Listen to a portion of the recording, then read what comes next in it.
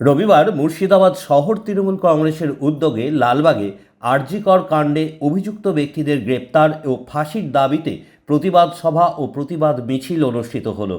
উপস্থিত ছিলেন মুর্শিদাবাদ টাউন তৃণমূল সভাপতি ইন্দ্রজিৎ ধর, মুর্শিদাবাদ জেলা তৃণমূল নেতৃত্ব সন্দীপ দত্ত, সৌরেন বর্ধন সহ বিভিন্ন ওয়ার্ডের তৃণমূলের কাউন্সিলর ও তৃণমূল কর্মী সমর্থকরা।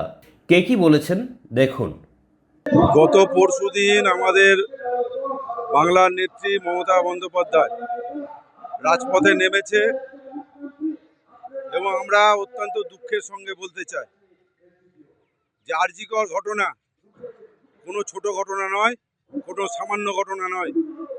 এরকম ধরনের ঘটনা বাংলায় তথা ভারতবর্ষে যেন আর না ঘটে। আমাদের আন্দোলনের রূপরেখা খুব পরিষ্কার।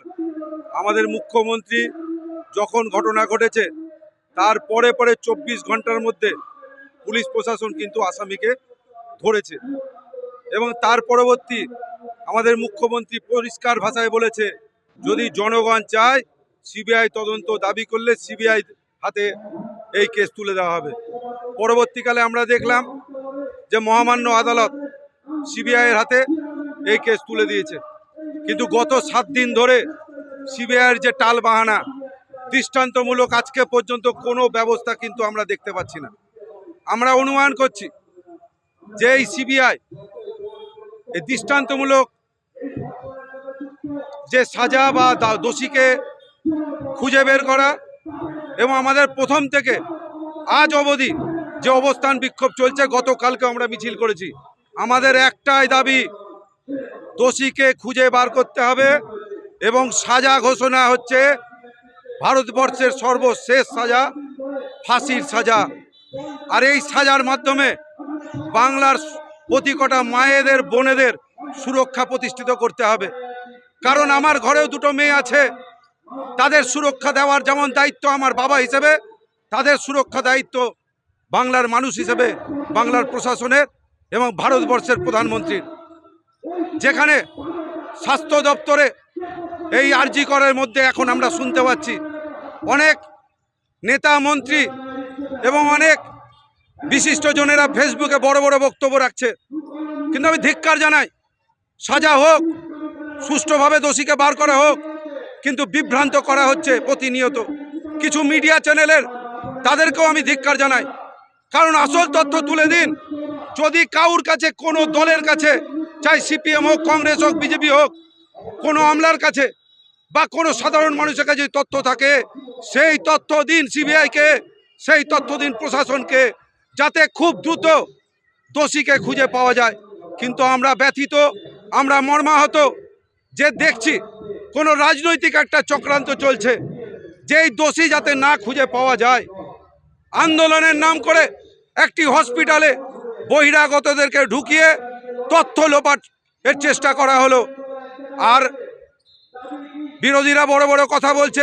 আমরা জানি আন্দোলন করতে, আমরা বলছি, আমরা অত্যন্ত গর্বের সাথে বলছি যে বাংলার মায়েরা বোনেরা যেভাবে আন্দোলন সংগঠিত করেছে, তাদেরকে মুর্শিদাবাদ শহর তৃণমূলের পক্ষ থেকে অসংখ্য অসংখ্য ধন্যবাদ। কারণ আমরা ভারতবর্ষ স্বাধীন হয়েছি লড়াইয়ের মধ্যে দিয়ে এবং গণতন্ত্র পেয়েছি লড়াইয়ের মধ্যে দিয়ে। মা বোনদের সুরক্ষা আমরা লড়াইয়ের মধ্যে দিয়ে পেতে চাই, কিন্তু এই সিবিআইয়ের টালবাহানা আমরা মানছি না, মানব না। আর কদিন লাগবে এই দোষীকে বার করতে? আমাদের আজকের দাবি খুব দ্রুত, আমাদের মুখ্যমন্ত্রী বলেছিলেন রবিবারের মধ্যে সিবিআইকে দোষীকে বার করে তার শাস্তির ঘোষণা করতে হবে, দোষীকে বার করতে হবে, কিন্তু সিবিআইয়ের টালবাহানা নিয়ে আমরা কিন্তু বিভ্রান্ত।